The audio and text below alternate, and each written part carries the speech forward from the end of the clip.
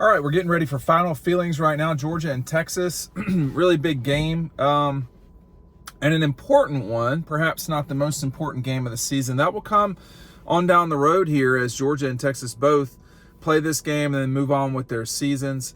If Georgia wins this game, it gives them a lot of leeway. Same thing for Texas. I mean, if Texas wins this game, they will almost certainly go to the SEC championship game. There's not a lot in their way. They were really gifted a great schedule to start the SEC, to start SEC play for them. For Georgia, if they win the game, I'm not sure I see a lot in the way for Georgia as the season goes on either, just to be frank with you. Obviously, we're in a road game situation with our camera gear too here. I'm not sure I see a lot in Georgia's way either. Tennessee and Ole Miss have not played well lately, but we'll just see. It's certainly more challenging than what Texas has remaining. Perhaps A&M will get better, but I don't know. So if you're Georgia and you win the game, 11-1 is right there for the taking. If you lose, probably you're going to have to win out, which is something they should do anyway. But I don't really know. I think there's a lot going on at the same time here. Obviously, that we've come into from Dallas to Austin. It took about 5 hours, five and a half hours. Usually it takes about 3. So there's a lot of people here for this weekend. The F1 race is a big deal for sure. But when we went out last night, plenty of Georgia folks around. They're going to spend their money and get there. The Texas folks, they're already here. But I think if Georgia's going to have to run the football. It's something that Kirby feels like they can do, but they've not done it yet, and not in a real meaningful way. They did against Clemson to some degree, but not the way that this Georgia team should have the capability of doing now. It doesn't look like you're going to have Tate Ratledge. You're still going to be missing guys, and that's part of football. But with who's left in there, Fairchild, Truss, etc., you're probably going to get Jared Wilson back. It's time for this offensive line to assert itself. And watching Texas play Mississippi State ran on them a lot. They were outgaining them by 100 yards deep into the third quarter. So you want to do it, you can. And there's a lot of different, thinking on this game. I mean, one thing is, if you're, you can fall into the bucket of Texas hasn't played anybody. I mean, they've not played the schedule Georgia has, but no one has, okay? Secondly, you could fall into the bucket of, it doesn't matter that Texas hadn't played anybody. They played really well. I would fall more in the second. They haven't played anybody, but they played pretty well. But they did not play well against Mississippi State. And I don't want to keep harping on that, but, it's a little bit like Alabama with South Florida. All you got to do is watch that game and say, there are some issues here. You watch Georgia play against certainly Kentucky, I would say, well, at the beginning of the Alabama game. But, against Clemson, there weren't like obvious things that were going on wrong for Georgia there. I wouldn't say that at all. Against State, they built a 34-10 lead and didn't close the way they needed to at all. The junk touch, Georgia basically won that game by 17, but, whatever. The Auburn game, I think, was routine. People watch Georgia play a lot. 6 million people watched them play Kentucky. 12 million people watched them play Alabama. I think it was 8 million people watched them play Clemson, and then something like 5 million or 6 million watched them play Auburn. We've seen Georgia play a lot. Texas, we basically paid attention twice, which was the Oklahoma game, and that's a rough-looking Oklahoma team right now. They're going to be a point favorite over South Carolina in Norman. I would not be surprised if Carolina won that game. And then you also have the win over Michigan, a Michigan team that is just not good. Certainly not the way that game was proposed to be, to match up with 2 top 10 teams. They weren't. Michigan does not have a functioning quarterback. But all that said, too, both of these teams have their own challenges coming into this thing. If you were to say, Texas hasn't seen anybody like Carson Beck. Well, Georgia's not seeing anything like Texas for sure offensively. I mean, I think the way that Alabama plays is a harder matchup for Georgia, but I think Texas just has better overall players on the offensive side of the ball, meaning very good wide receivers. Not better than Alabama's best, but better. Quinn Ewers and Jalen Milroe are probably in the same universe in terms of how difficult to deal with. It's just that Milroe, the way he plays seems to be extremely challenging for Georgia, okay? And then you look at the offensive line for Texas is very good. The running backs are not what they would have been with the guys that have been healthy. I mean, Georgia, in a way, and everybody else is dodging a bullet because Texas' best running backs are not playing because they got hurt in August. So,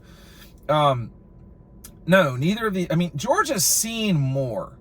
Texas's defense looks pretty good.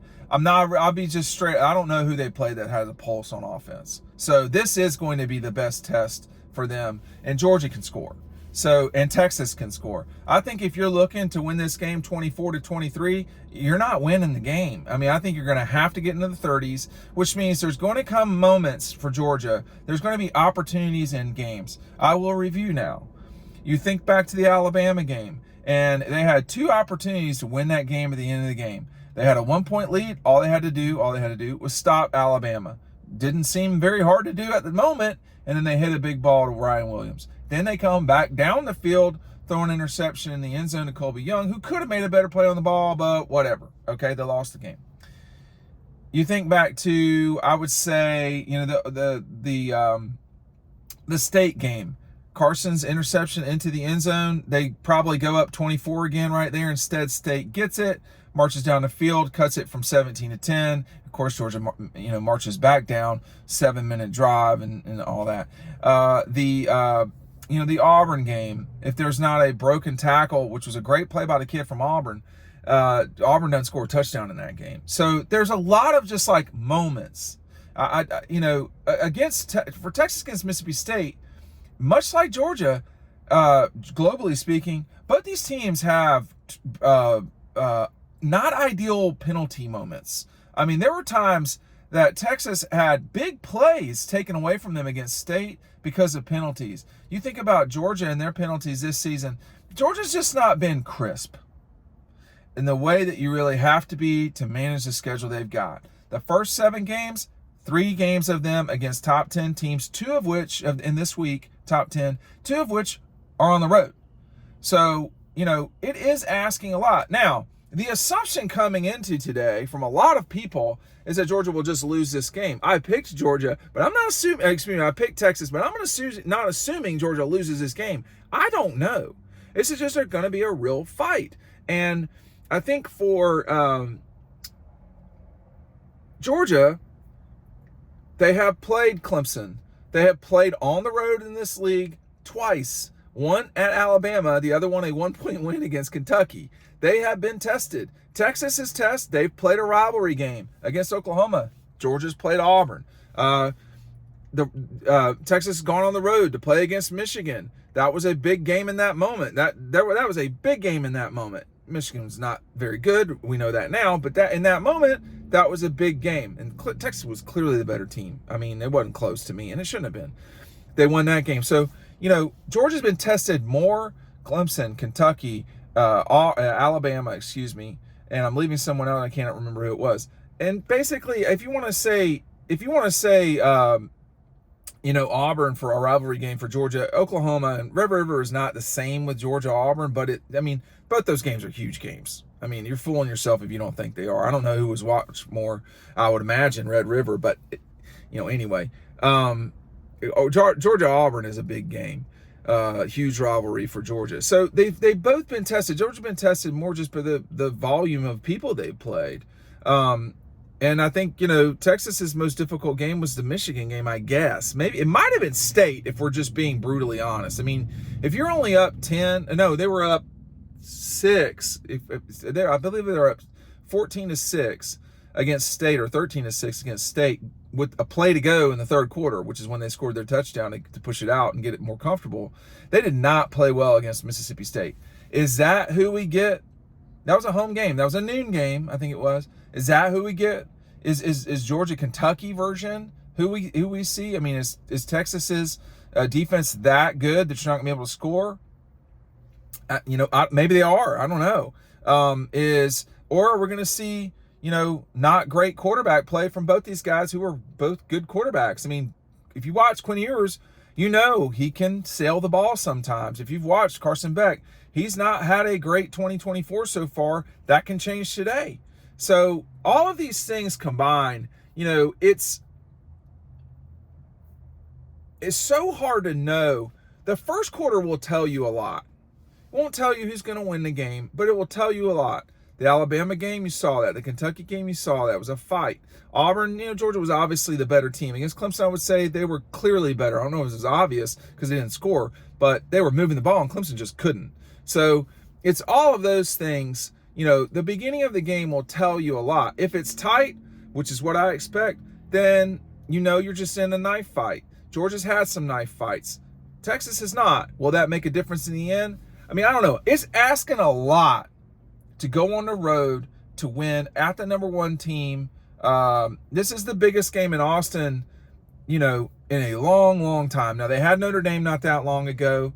That was a huge game to start the season, but the stakes are much higher now. They're the number one team in the country. That's not been the case in a while for Texas. They've not won the national championship in 20 years almost. This is the team that's won more national championships than anybody lately coming to their joint. So you've got game day. You've got the F1. This is the biggest weekend in Austin history. And this is a place that's not, they've got a lot going on here all the time. It's a very nice town. It's not a town. It's a city. It's a very nice city. Plenty of development, all that stuff. It's nice. But, Georgia, it feels like Georgia has all the pressure. But this weekend has been about Austin and about the F1 race and all these things. Georgia's the thing for Georgia is they don't give a shit about none of that. They're just coming to play a football game, and that's it. Austin, this is more of a celebration of Austin. So this could be a huge weekend in Austin history, or it could just be a weekend where it's very disappointing. And both those things can happen.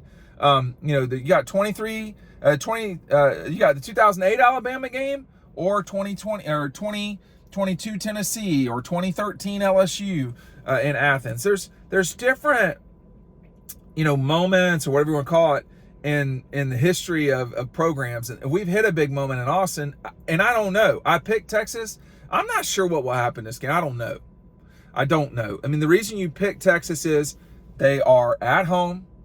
They have the crowd with them. Now, there's some challenges there. Both these teams have challenges, but at the same time, you'd rather be Texas because you have the crowd. I mean, that's the biggest thing. And I don't think Texas has played as choppy as Georgia has this season. They've not played the schedule. They've not played as choppy as Georgia has this season. So let's just see how it goes. The beginning of the game, for me, it always tells you a lot. You can always learn a lot about the game at any moment, it seems like, but you never know which play or sequence of plays will determine things. When is Georgia's defensive backfield going to step up and play the way they are capable of? When, more importantly, probably, when is Georgia's offensive line and run game going to establish itself and be where they're supposed to be and go? That is probably the key for this game. If Georgia can run the ball, they got a pretty good chance of winning this game, and it's there. If they don't run it, you're asking Carson Beck to do a lot to throw 40-plus passes against Alabama and Mississippi State. He's going to make mistakes in that situation, and that's what you don't want. If you're asking Quinn Ewers to do the same thing, I mean, it's the same. This is football, y'all. You don't want to rely on constantly pressuring your quarterback to make these plays. It's asking a lot. We'll see you after the game and riding home. Give us some patience on that. We're in a road game situation right now, and it is what it is. Thanks for watching. We'll see you on the website.